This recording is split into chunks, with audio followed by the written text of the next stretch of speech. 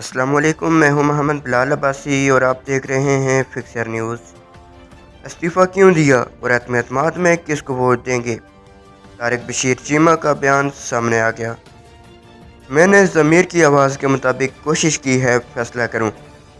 طارق بشیر چیمہ نجی T V channel سے گفتگو کرتے ہوئے طارق بشیر چیمہ نے کہا تھا کہ میں نے واضح طور پر چودھری شجاعت سے گزارش کی تھی کہ میں وفاقی کابینہ سے استعفیٰ دے رہا ہوں اور عدم اعتماد میں عمران خان کے خلاف ووٹ دوں گا۔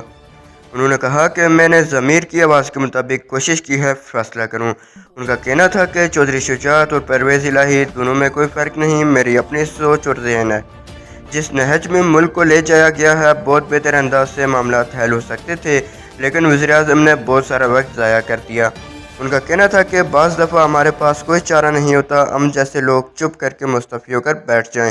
ان کا کہنا تھا کہ بعض دفعہ ہمارے پاس کوئی چارہ نہیں ہوتا، ہم جیسے لوگ چپ کر کے مستعفی ہو کر بیٹھ جائیں۔ ایک سوال کے جواب میں کہا کہ پرویز الہی اپنے حوالے سے خود بتائیں گے، چودھری شجاعت میرے لیڈر اور صدر ہیں، انہوں نے اجازت دی ہے۔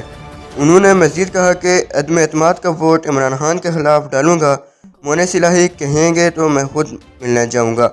یاد رہے، مسلم لیگ کاف میں پھوٹ پڑ گئی ہے اور پرویز الہی کی جانب سے وزارت اعلیٰ پنجاب کی حکومتی پیشکش قبول کرنے سے پہلے ہی طارق بشیر چیمہ نے وزارت سے استعفیٰ دے دیا ہے۔